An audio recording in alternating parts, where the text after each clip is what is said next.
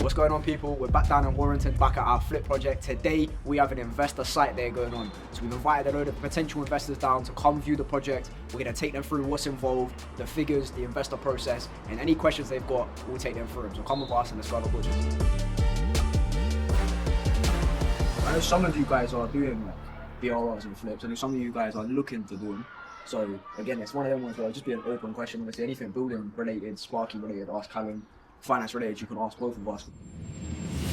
It's not a massive refurb, this one, to be fair. New floor, new carpet. We're going to try and keep this on a tight budget, so a lot of stuff like the old coving and stuff, we are going to try and make it look nice again, repaint it all.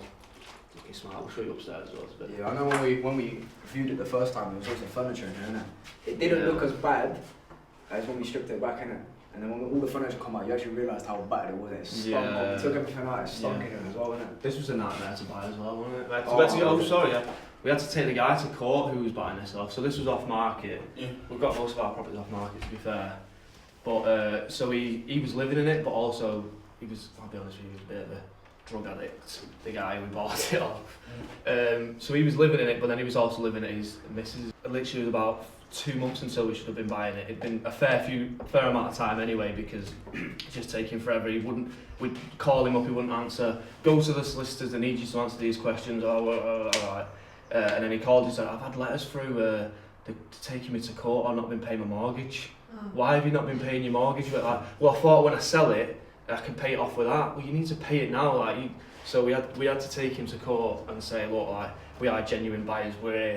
We want to buy it. I know that he's not paying, but like, as soon as we pay for it, he can pay you off. And luckily they gave us like a 60-day extension. Even on the day of completion as well, these boys had to go around to the gaff, drag him out of bed to take him down to the solicitors. We had to sign basically on that day, because of the deadline of the 60 odd days. Calling, he wasn't answering. We was like, so we had to call our mate to say, go round to this address, bang on the door. If he doesn't answer, go round to this address, bang on the door. So he's gone round both addresses banging on, and he's just called my business partner back and said, yeah, I'm on my way now. Like, all croaky, he was like 1 o'clock, oh yeah, I'm on my way now. I was like, but yeah, in terms of figures, purchase price on this one was 100 grand. Because of the court situation, we tried to knock it down, didn't we? We tried to knock it, what was it, 84 or 85? 95 it was. Yeah. And then they tried to go for 95, and then once it went through, basically couldn't get for 95, and the people that was going through when purchasing it basically said we have to pay 100 for it still. Yeah. So yeah, purchase price 100, refurb we're aiming for 20 grand because obviously I want to make money, right? So we obviously want to keep it cheap, yeah? We've got a contingency of 25 grand, so we've got about 5 grand buffer. Obviously, we're going to try and keep it as cheap as we can. Yeah. And then legals were 3,500. So all in, it was 123,500, but it might go up to 128k if we need to go into that contingency. And then obviously, you know, sometimes things can happen where it goes over budget, but we'll cross that bridge when it comes to it. That obviously includes holding costs as well. Utilities, gas, Nicky. Obviously, there's not you don't much really use a lot anyway, do you? I mean, the electric's off, the water's off, so you don't really use much utilities once you're refurbing it. Because when we were running numbers, that's the one thing we didn't take into consideration was the holding cost. You got to hold the house; it's going to come with utilities, innit? And then when we went back and ran the numbers, like, oh, okay, cool, you've got to incorporate that as well. Like the deal analyzer, because I know a lot of you are from the Fontaines, innit? The deal analyzers that we use on the bottom left-hand side, there's like a holding cost column. That's important because that obviously affects your overall profit margin, which when I first did the numbers, I didn't incorporate that. Cole did it, he was like, nah, you've missed all of this. So that's a massively important thing as well, isn't it? So make sure when you're doing your numbers, triple check them. Holding costs, legal fees, agent fees, all of that, because if you don't, you get hit with a fat bill on top, your profit margin goes down, you make less money. If you're flipping as well, you got to remember estate agent fees on the other end and the solicitor fees on the other end, that's something. So what are you going to put it back on the market for? So, I mean, we've got one that we're going to show you, that's up for 180 around the corner. Bit of a nicer street. One sold on here for 155 is the end terrace, and it wasn't done to the standard that we'll do this one to. So we're going to say 155 conservatively, but probably we're going to put it up for 165. But agents said we could probably push for 165. It doesn't have a driveway, so they said you can't get like the 180 a bit higher. They said 165 should be quite good, but obviously we've gone off 155, worst case scenario. Yeah. Obviously a lot of people can't fund the refurb, say 20 grand, obviously they should do 25. That's what I was just about to say, but so many people now just want to buy houses that are done ready and to move in. Yeah. And that's basically where we've come in, bought this one, do the works to it. Obviously the value goes up, but then when someone's buying up a mortgage, 10% off of a 165 property, 16.5 grand, add on a few fees, you're in at say 20-25 grand maximum. Yeah, first time buyers, it's hard, and it's hard to save up in this climate nowadays. So people just want something ready to move in. They've not got spare cash once they've bought it, have they? So Yeah, so if I look at BRR, you're just trying to rent it out, and obviously people will take like not terrible standard because you want to give the people a good standard, but you can go less on the finish. Flip, obviously try to go for the high end price, so you get everything to immaculate standard, nice kitchen, nice bathroom. Obviously you can save on cost and it still looks good, amazing, but obviously it is the higher end standard, so people will buy it on the back end. We saved on the plumbing as well. That's a big thing, because I thought we were getting rid of the bags, innit? Because I said in one of our videos, we're throwing these out, and then they let us know if you clean them up, they're good as new. Boilers, and obviously our boilers like what, 6-7 grand, innit? You know what I'm saying? So we obviously want to save costs where we can. The electrics had to come out, because obviously a good way to tell if property needs a rewire is if the what they call plug sockets are wrong, they're skirting, because that's out of regs, innit? It has to be higher than the stairs. It does, yeah. 450 minimum is, obviously I'm an electrician, so I know 450 minimum, but with old properties, it doesn't matter too much as long as they're not on like the skirting boards. Do you know what I mean? As long as they're still like, at a decent height, then you should be alright realistically.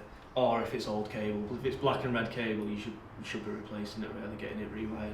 But with me and my business partner, we're both electricians, so we can just do it at cost. So it's only the cost of the materials for us, so it's not too bad really. So looking at buying next door as well, so yeah. that was a mad story, that one.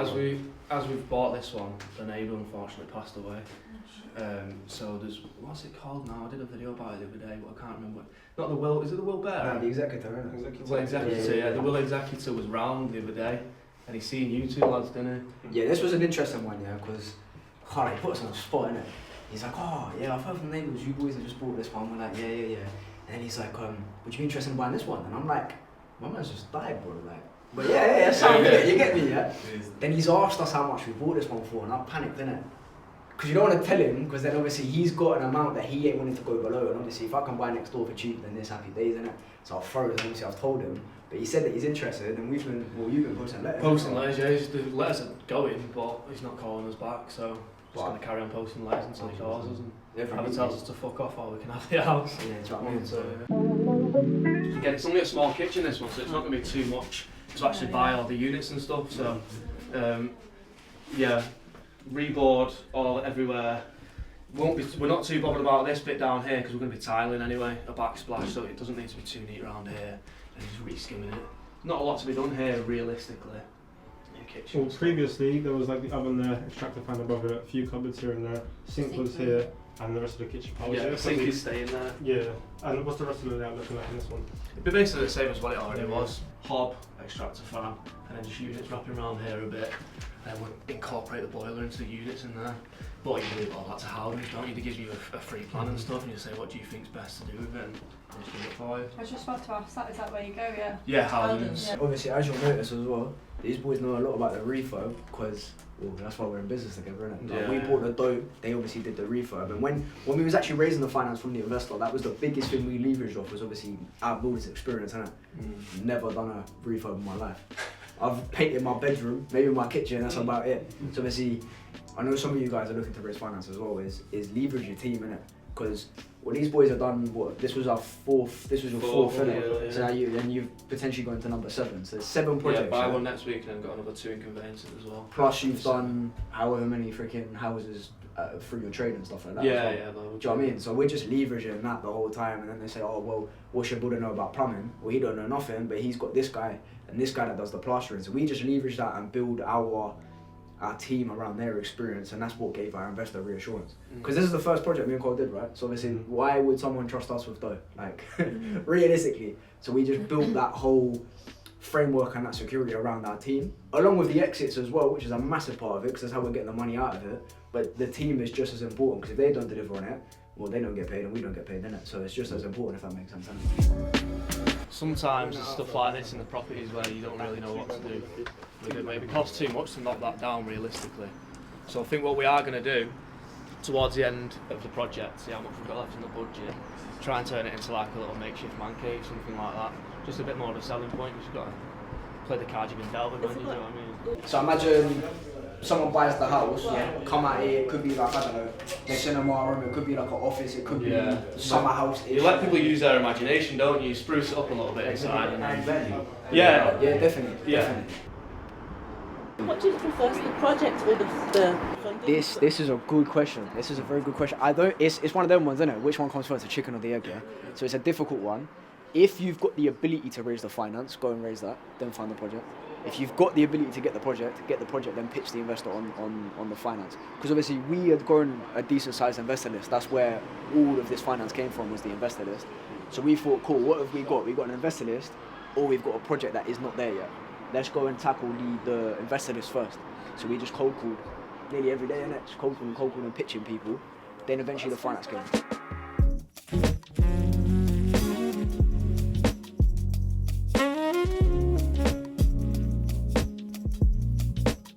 Did you check them, Joyce?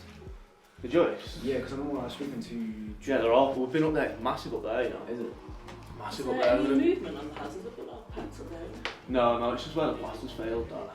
To be honest with you, we are thinking in this room to drop the ceiling. We'll stud it out all the way around and then just put it's like a metal top hat kind of thing, goes right the way across railings, plasterboard in, and it just looks 10 times better. Because obviously in old properties like this, sometimes you can see the roofs, like they're not all level at all. So in our last one of the rooms, we just had it plastered and it didn't look as good. But then the other bedroom, we had it where we dropped the ceiling and it just looked 10 times better. It just looked sharper all the way around, yeah. Really high, all the ceilings as well. Yeah. We're just short.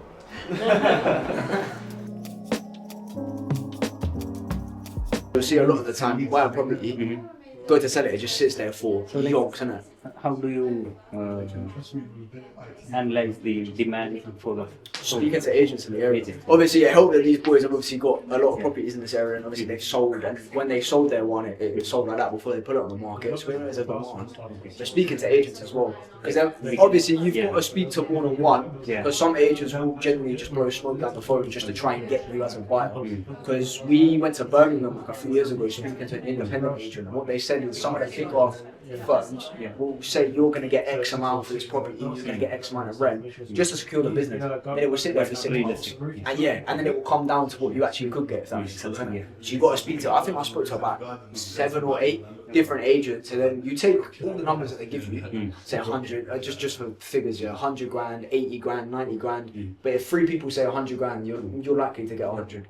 If one person says 150 grand, someone has said 60, the chances of you getting 150 numbers is unrealistic, if that makes sense.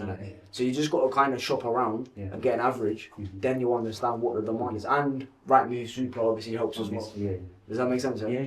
So there was damp in that wall that we were worried about first. Right, yeah, so we thought there was going to be damp on this wall, but the seller told us that basically it was really old drainage, and usually in these type of properties the drainage all comes down from all the terrace into one area, but it was where they put new gutter in it wasn't aligned, so that all the rainwater was coming off all of these houses was dropping down this wall. It was wallpapered in there, all the wallpaper was like bubbling off and it looked really damp.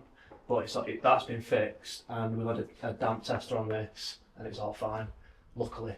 How much was the damp test to get done? No, it's a meter. So you obviously do you do viewings at all? Oh, yeah. I'd suggest if you are doing viewings, get yourself a laser measurer so you can measure the walls, and then it's like a little damp test. It's got like 2 little metal things on it, and I'm pretty sure it sends like a current between the two and measures if there's any water or any damp in the walls. So there's like £15 off Amazon. So you just go around all the walls and... Yeah, you just check all the walls, yeah. It'll tell you if they're damp and stuff.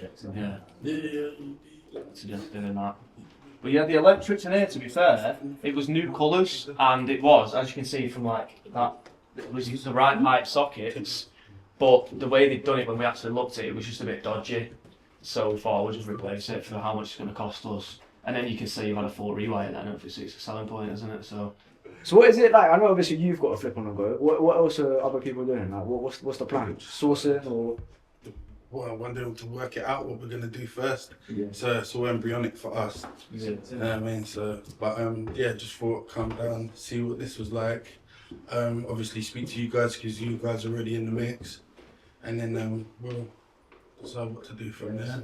So, what about you, bro? You still sourcing? Sort of, a little bit, but I'm looking to actually get involved in projects now, so I'm not wanting to come down and have a looking to hopefully like you guys sort of start maybe in flips, try and raise a bit of money through that, and then move into like more BRR stuff. Yeah. Sort of Yeah, that's the going thing, up innit? Because portfolio. obviously we was weighing up whether we do a BRR or a flip. Yeah. Obviously with the BRR, you got to factor in you're leaving money in a deal. You are, So exactly. then obviously you've got the risk of you now have to pay that investor back. If you ain't got enough dough, it's going to be difficult. That's why we decided to go with the flip, innit? Build the cash pot, then look at BRR with that cash pot, innit? Yeah. Obviously, there's still that risk that we may have to BRR if worst case it doesn't sell. Yeah. But you cross that bridge when it comes to it. Yeah. But if your primary strategy is BRR, you've got to have a job that pays well, right?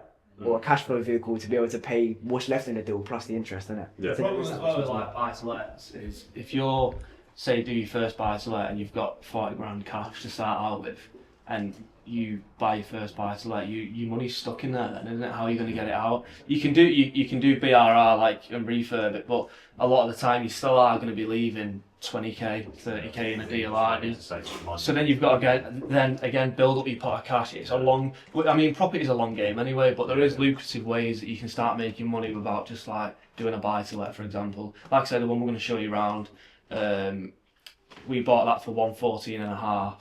We spent 30, I think it was, doing it up. I mean, it was expensive for what we've done in there because it was our first one. We're still learning the ropes and stuff. But we was renting that out at 900 a month. We got it valued at 170. Took a mortgage out for 120.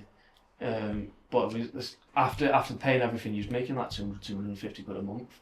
Is that what you're really going to do with that? And but there's like 60 grand cash sat in there now, so we're just going to sell it and just take that money and do another flip or something like that. So that's the thing as well, is people like talk about property as if it's fast, innit? Like I said, 12 months obviously is what we've got to pay the investor back, innit? 12 months are a long time, innit? You understand? BRR is obviously a longer term strategy, innit? So I think it's a lot of the investors we chat to under the impression that you can make money and sit like that. It's such a, that's why a lot of the time like people that invest in property are asset rich and cash poor, because it is a slower game with this, innit? But over the longer term it compounds, innit? Do you understand what I'm saying? So, but it's just, the biggest thing for me and Karl anyway was working out what our situation is, what the goal is, what strategies fit our situation and goal. If that makes sense, innit? Because we ain't got $1 million in the bank to be BRRing as much as I want $1 million in the bank, I ain't. So I got to keep it realistic, innit? Do you know what I mean? If you've got a massive pot, BRRing makes sense, innit? Yeah. But if you don't, depends on your risk appetite as well. Yeah, that's true. It's not very risky to apply to that. Whereas if you want to do a HMO, for example, it is risky. I mean, we just had ours valued at 385. So you're taking out a big mortgage on that. If the rooms are empty, then you've got to cover for that, haven't you? So it gets really expensive. So luckily we've got it rented out, so it's not too bad. Honestly, I think rent to rent's about an 8 out of 10 on the risk scale. 10 being you put your money on black, innit? Yeah. 1 would be I wouldn't take it out of the bank, innit? So it's like if you're like a 4, like you said, like, doing HMO, because obviously worst case scenario is if you can't rent it out, you're paying for yourself. Because again, I think property is obviously a good asset, but again, it comes with risk as with anything. You know what I'm saying? I think the main thing as well is with this, although we're making between say 20 and 40 grand profit, if stuff does go wrong, which obviously it can, eats into our profit, not the investor's profit. I think obviously say it's 40 grand profit, we pay the investor back as well, and then if something does go wrong, so say obviously the builders find something that goes over cost, eats into our profit, and then say obviously gets down valuation, eats into our profit again. If it doesn't sell on the market, we put it through auction, let's say 10 grand less than the asking price, again, eats into our profit. So the main thing when obviously we go into a deal is the investors secure at all times. Their funds are secure, they get paid back first, they get paid by the interest, and obviously, as Adam said, the 3 exit strategies we have in place also have external businesses as well, that which obviously can pay for say interest on top if we need to. So there's so much security for the investor, like company guarantees, all these different things in place to make sure the investor's secure, make sure they get paid back and on time as well. That's the other thing as well. Security was a big thing as well, isn't it? Yeah. So you've got like 3 main levels of security, innit? You've got the first charge, which obviously if you get a mortgage on a house, your bank gets the first charge automatically. So if a bank's taking a charge, it's very secure, innit? Because if I've got an investor 150 grand, what does the first charge do for me? Well, the bank's taking it. The banks want to make sure all they care about is getting their dough, innit? You get it? So if they're taking it as serious, if obviously we've given that out, next layer is a second charge, which basically means a charge. All that means is we sell the property, we refinance it, the person with the charge gets paid back first. Second charge or legal charge means they get paid back next. So the first person gets paid back, then the second person. After that, obviously you ain't got a third or fourth charge, so I can't obviously offer that. That's when obviously you look at company guarantees, which basically means if we default, they'll come for all the assets in the company. or obviously, you know, Callum and Charlie's company. Yeah. You can offer personal guarantees as well, but now you start getting into risky territory where if you've got houses, cars, TV, bailiffs are coming around taking it all, innit? So obviously, again, you've got to weigh it up, but them 3 main ones, along with the 3 exits, just give even more security. Because that's 2 main things investors care about is, what return am I getting? How am I getting my money back? That's all they care about. The rest of it is obviously backed by the assets that obviously we're investing in, etc. But we're all investors here, and that's all we care about is how am I getting my money back and how much am I getting? If you can't answer them 2 questions, the chances of them investing is like basically 0, innit? Do you know what I mean? Going back to personal guarantees as well. It used to be, say for example, people buy property in a limited company because it separates you from the company, so they don't come for you, they come for the company. Now if you're getting a mortgage or a bridging loan or anything, they will always ask for a personal guarantee. So they're now wiping out that barrier between, it's not just now the limited company that's liable for it, it's you as well. I've signed literally like 10 personal guarantees at this point. If they come for me, I'm fucked anyway, but they're not going to get much, but it's just something like if you are going to get into buy-to-lets or anything with a mortgage, bridging loans, you are going to have to sign personal guarantee. They won't lend to you without it. Because obviously your company probably won't be able to cover a lot of it, so they just come for you personally. And if there's multiple people in the, I mean your solicitor will tell you this, there's multiple people in the company who all sign personal guarantees. They don't come, say I've got 100 grand in the bank and I'm in business with you, you've got 10 grand in the bank. They don't come for me first, they come for us both at the same time, and they expect us both to pay it. But I mean, and then if none of us can pay it, then we both fault, and then that's when you have a CCJ in your name and you go bankrupt, and you don't want that. No. It is a people's game in property, Yeah, like massively. You've just got to put yourself out there, and you Yeah, definitely. try and make as many people as you can. Again, linking it back to what I said earlier about filming with people, we filmed with a guy up in Liverpool who was doing a flip, and he first introduced us to the idea of staging. I didn't understand what he meant, but I guess it all comes back to sales. If the person buying can see themselves living there, they'll buy. Yeah, it's about emotions as well. 100%. First time buyers. Like, imagine you've got Jimmy and his wife Sarah, and Sarah's like, oh my god, Jimmy, I can see us raising little Timmy here, all that. Bro, my man's gonna listen to his wife and buy the house, innit? Do you understand what I'm saying? So I'm trying to get Karen or whatever her name is to flipping feel like she wants to live there, innit? If you've got like a bare property, carpets and things, it's difficult to see it. If you can see furniture in there, it might not be your taste of furniture. Yeah, Jimmy. it just starts the vision, doesn't it? 100%. Like, I just need someone to be emotionally attached to it. That's it. That's what I want. So if she can see her little kid and the dog freaking playing in the garden and the sofas, then bless her. You can keep them.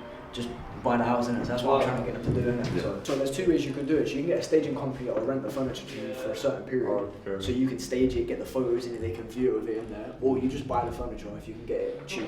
And be like, look, you buy the guy for having the furniture. Just had a message as well, saying she owns number 20 Street we're on, see if we want to buy it, but she said she'd had it up for 180 and she offer accepted at 170 and the sales fell through. See, listen. That's a good sign though, isn't it? We're playing Monopoly in real life. On this street. Yeah, we're playing Monopoly in real life. We're buying every house on this street. I'm going to buy it up and I'm going to monetize it and I'm going to make a load of money. And all the people that don't like landlords, you know what I mean? That's going to be gangster, man. We need to buy all the houses in the street. Yeah. Push the value. We said down Road Street, how are we going now? I can't lie, that's just, imagine that. So we had an amazing turnout today. We had about 9 people come down to our site tour. We checked out our latest project in Warrington. I hope you guys enjoyed watching it and make sure to subscribe.